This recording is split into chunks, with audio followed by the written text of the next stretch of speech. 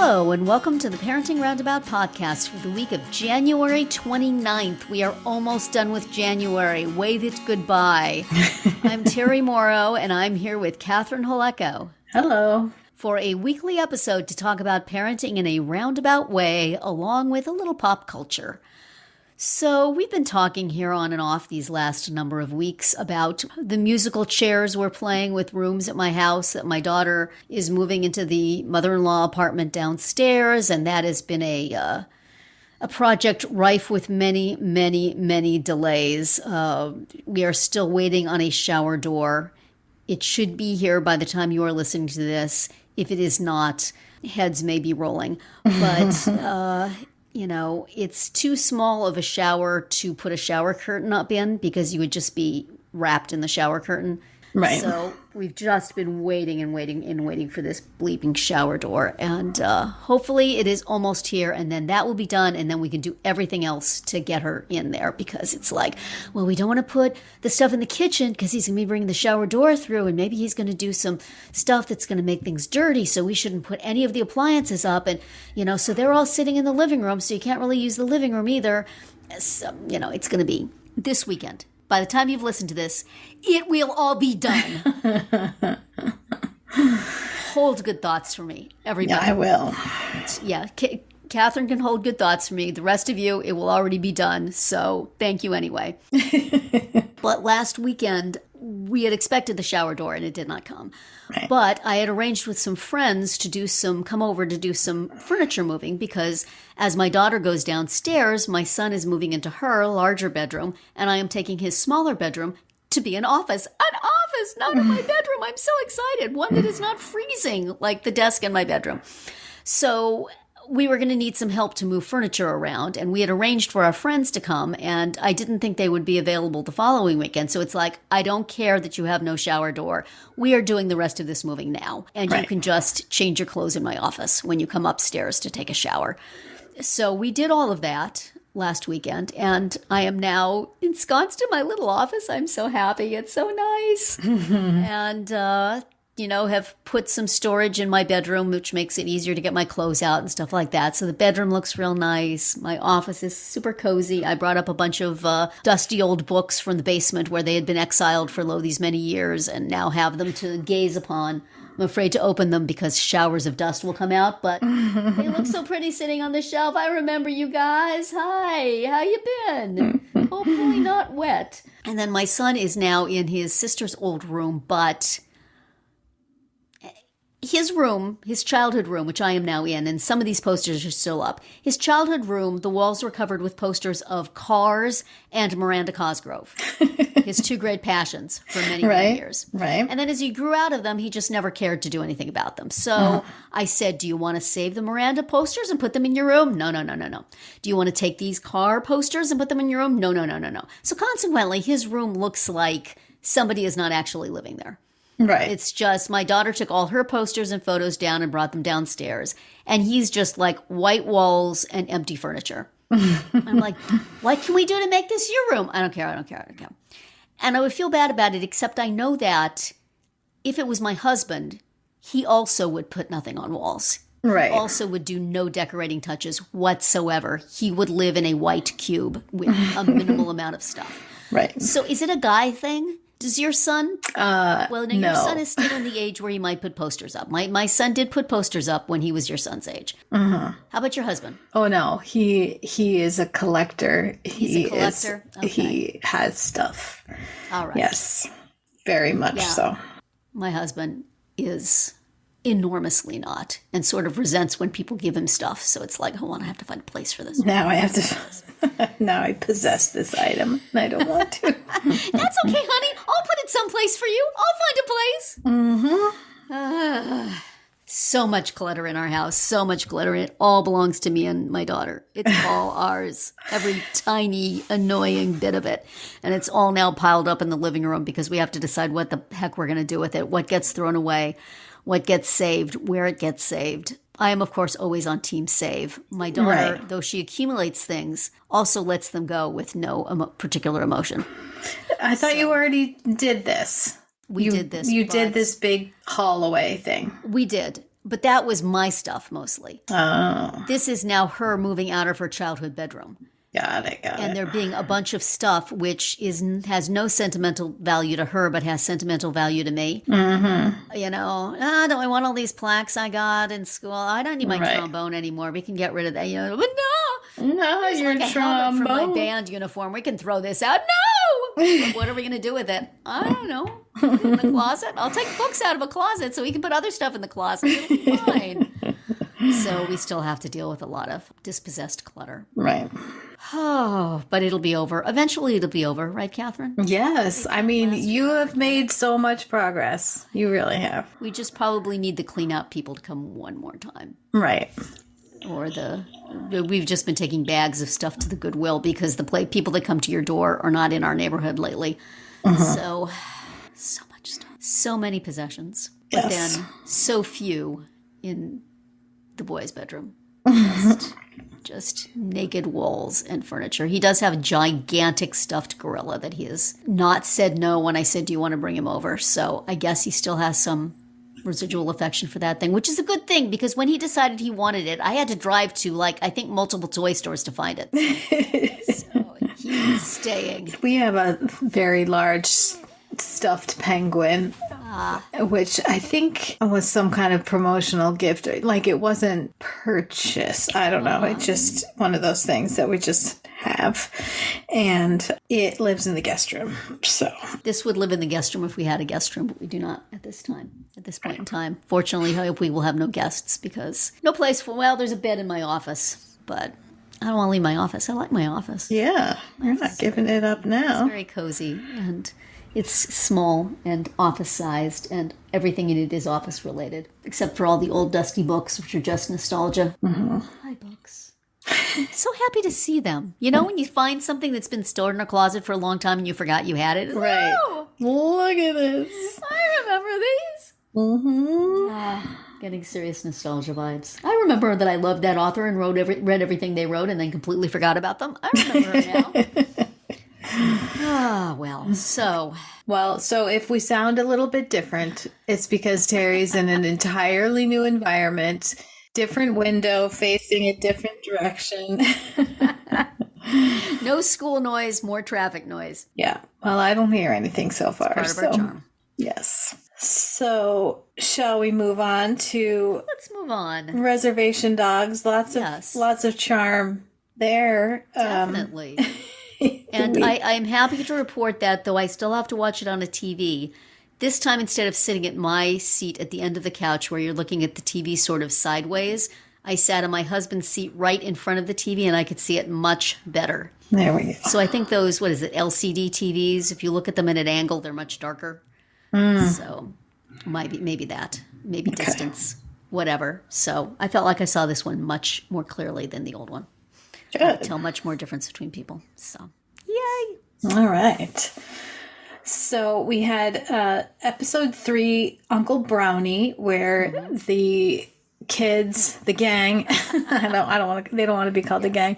The group decides that they're going to visit Alora's cousin uncle, they call him, I think, because he was her mother's cousin, but they were raised like siblings.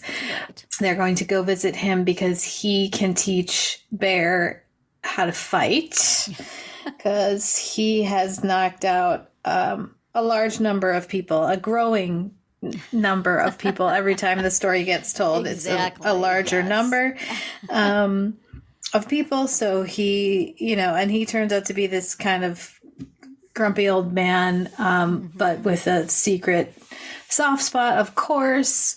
Yes. And I feel that we will see him again. Probably. So they have a little adventure together he has some weed that he's unearthed from his backyard that he's going to try to sell, which doesn't go well, but they take a journey together. Yes, it's a journey with a dead deer in the back. Oh yeah, there's a dead deer going on. So in the trunk. And they're like, it's growing because it's somehow I don't know, swelling up or what. I don't know what happens to a roadkill of a deer when you put it in the trunk.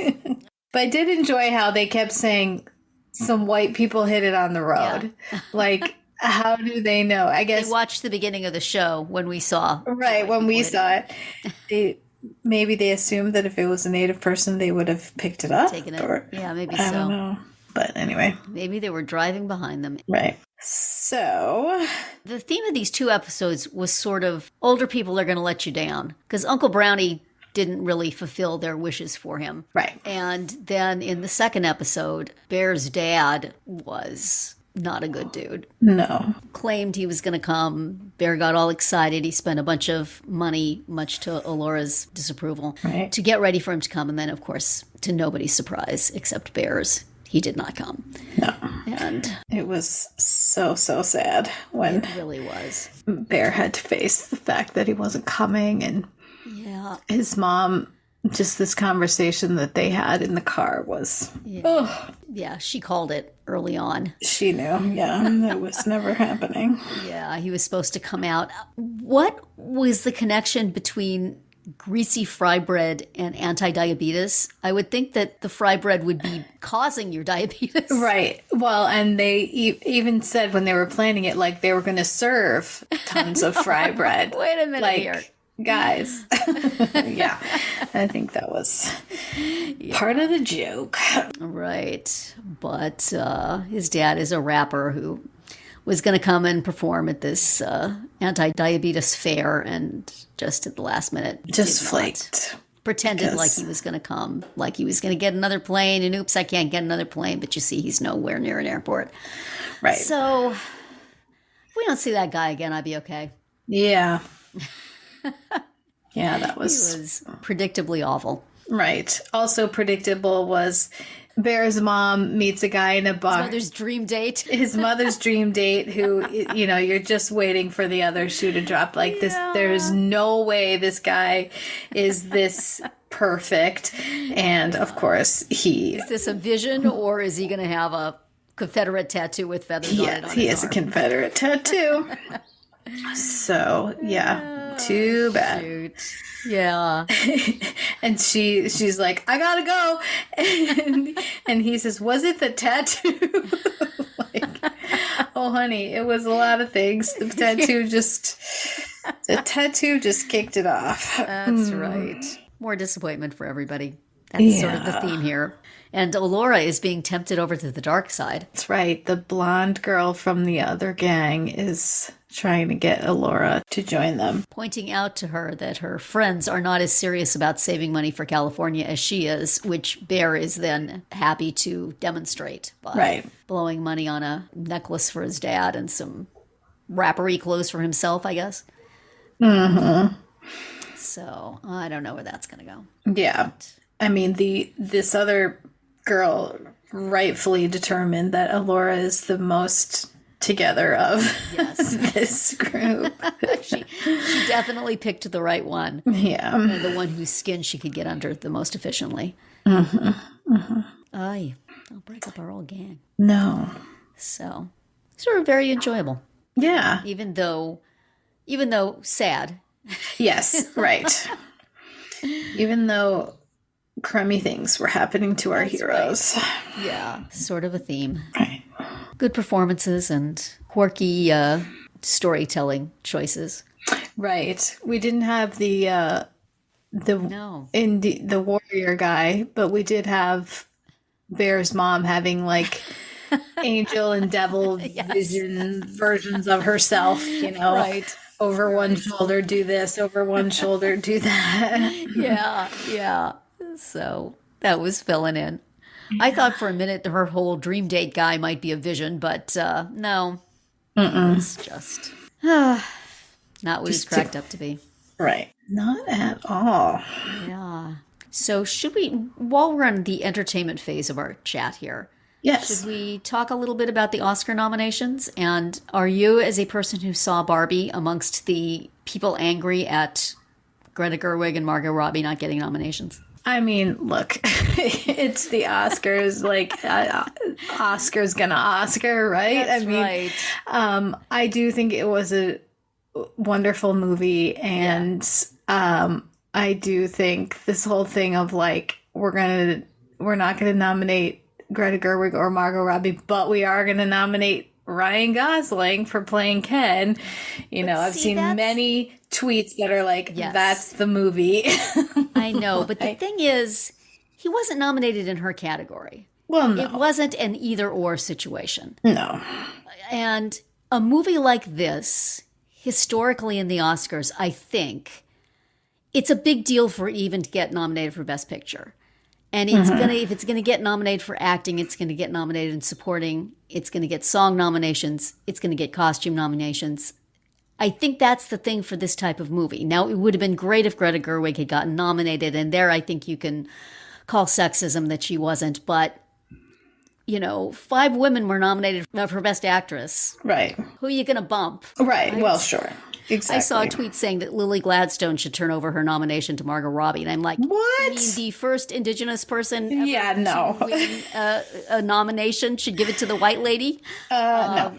No, thank you. So like with that category, I think it would have been nice, but it's not like, you know, they chose him over her. No, those are different categories with a different batch of people to choose from. Right.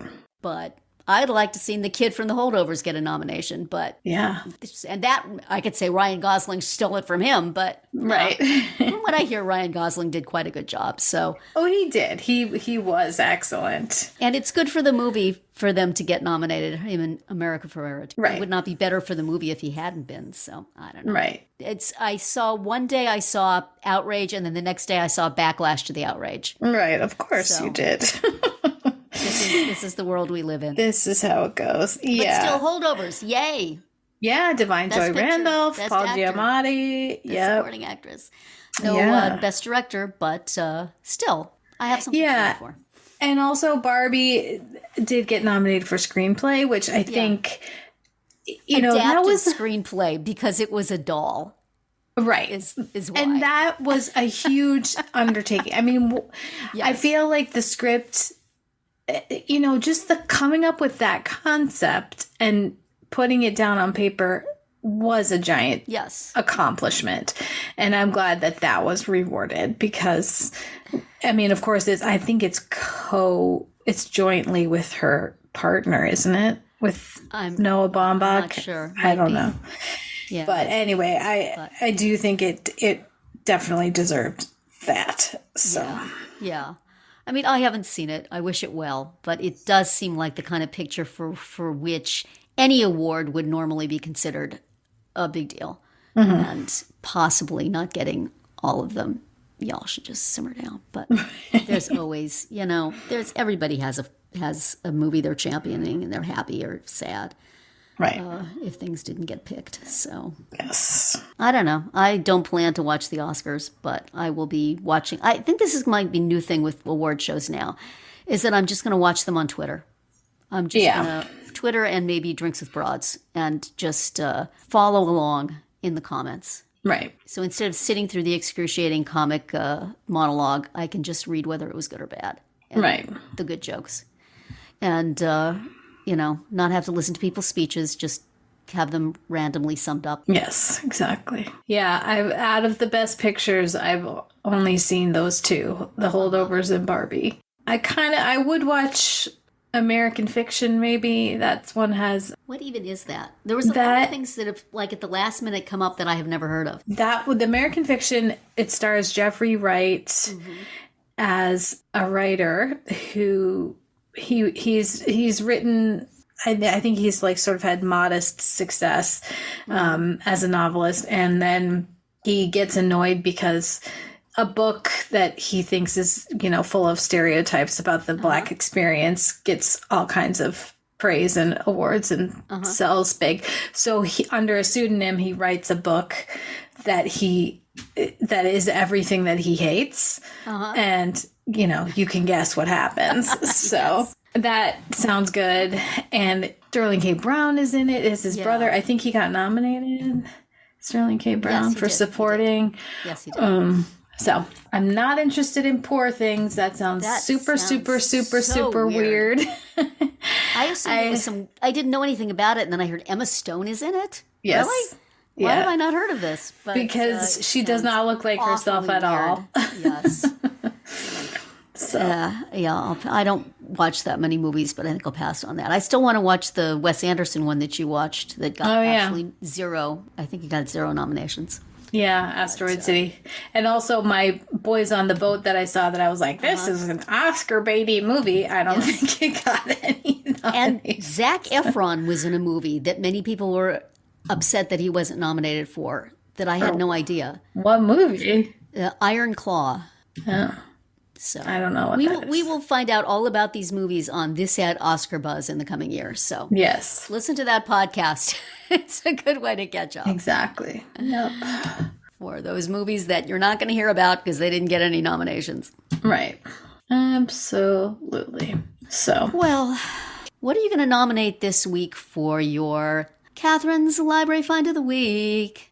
Well, here's a little something different. Through my job, my supervisor gets these newsletters and various emails and publications from the American Library Association, and she forwards them on to us if we are interested. And I've said, sure, send them to me. I'll read them. And got one that led me to, it was a summary of the most scathing book reviews of 2023. Oh my gosh. And it was on this site called bookmarks.reviews, which is like a review aggregator. So you can go there and you can look up a book and it'll tell you like the consensus is good. The consensus is rave. The consensus is mixed. You know, I think it's those 4 things like rave,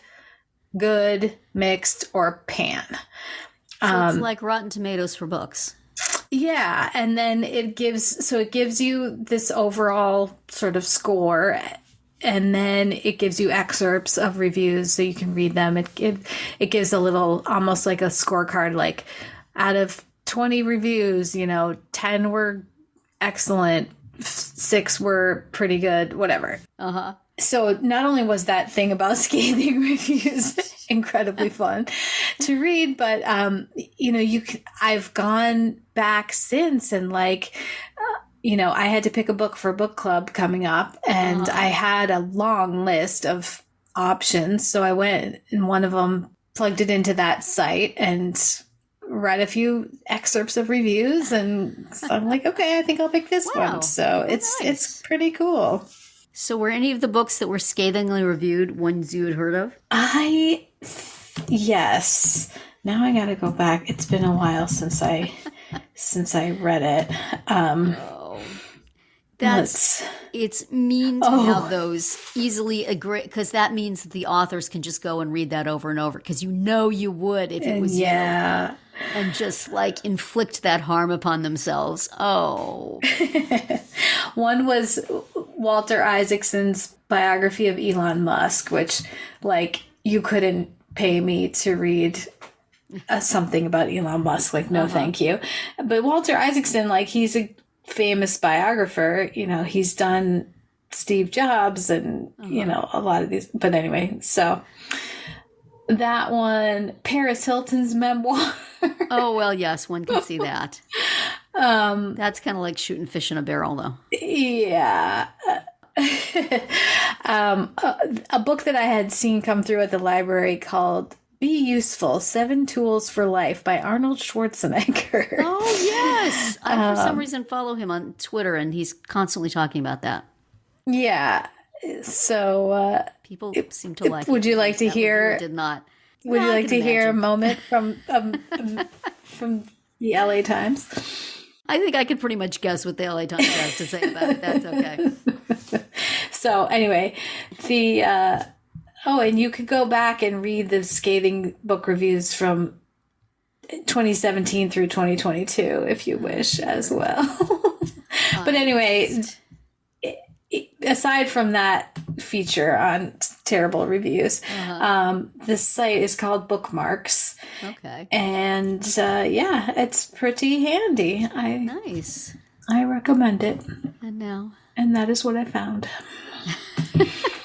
Gee, I wonder if any of my books are on there. Probably not. You can look yourself up. Yeah, in excavating books from the basement, I found a couple of books that I ghost wrote back in the day, in my early days of my career, and I sort of stuffed them under something else so I don't have to look at them or think about them, but still I have them. And speaking of things that we stuff away and don't look at again, join us in a spin through the archives and see what we were talking about 1 year ago, 5 years ago, and 6 years ago this week. Yes. 1 year ago, it was support without smothering. Yes, is that possible? I give a scathing review to that concept. And my children give a scathing review to my ability to not smother. Not smother. It's right there. I mean, mother is right there. That's right. How do you tell the difference between those two things? That's right. Yeah, I'm trying. Putting my daughter downstairs is part of it. Maybe if I'm not saying every single thing you're doing, it'll be fine, but she comes up a lot. And she appears at the side of my bed with a bleeding head, as we talked about last week. So it's hard not to have an opinion. Yes, it is. But I feel like it is a big step. It is a big step. Is it a bigger step for the kid or for the mom? Good you just question. get so used to being all up in their business and, feeling their pain as your own that it's hard to not. Healthy. Yes. But I think I still feel as I felt then, which is that it would be a lot easier if they would just do what I would have them do without me having to tell them to do it. Yeah. If I could have, just so brainwashed them in their youth. My daughter does say that she has my voice in her head. You're start. Like, yes. Does she listen to it is the question. And that I think we may have to work on. So you've internalized me. Excellent. Now do what I say. First step. Even if what I say is, well, you could do this or that. I don't know.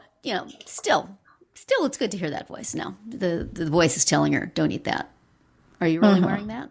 Is that what you're doing? Are you spending money again? That's what the voice is saying. And her answer to the voice in all those cases is, yeah. Yeah. Yeah, I am. I'm doing it. It's not helpful. But you don't have children in the vicinity to smother. Have you found a way to smother them at a distance, or are you being good? Well, just backing off, being supportive. I'm still using the Life 360. Let's put it that way. That is a necessity.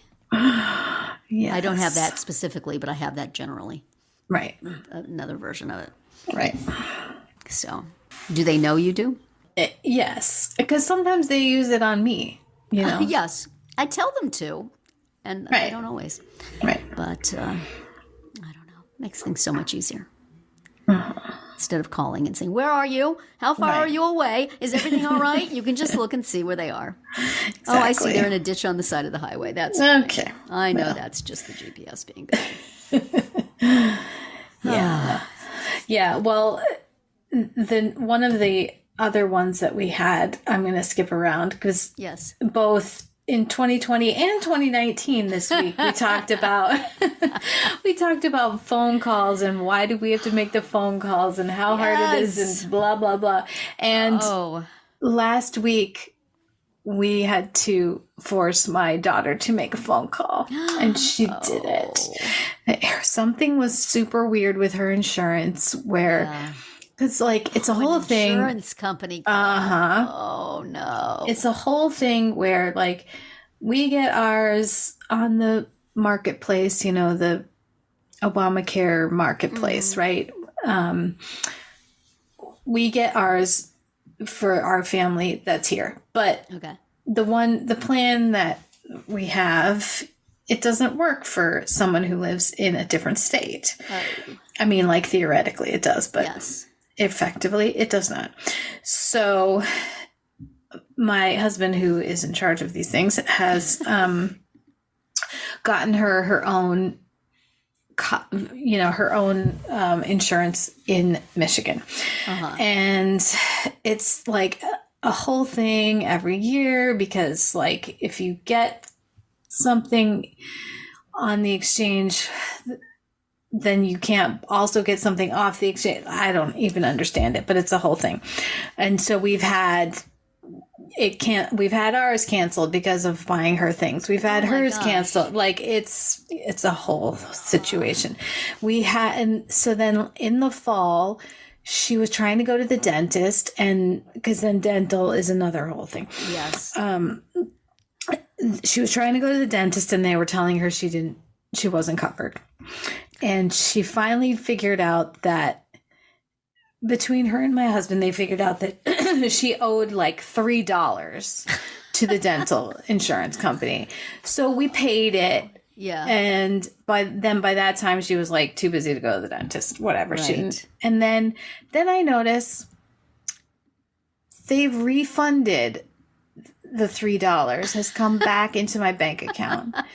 And then later, the entire monthly payment comes back, like is refunded. Like, what are they doing? Like, I'm trying to pay you. Why are you sending this back? Yes. And then, so my husband gets, involved and tries to, and they said, oh, well, you didn't pay your first month back in November or whatever when you renewed. So now it's canceled.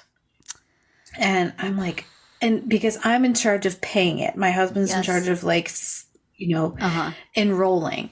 Yeah. And I kept saying like, I don't have the account, like I don't have a bill. So how do I pay it? Right. And anyway, so then they're like, okay, you can get back on if you pay. So then they told him that the account, holder, my daughter, had to call them.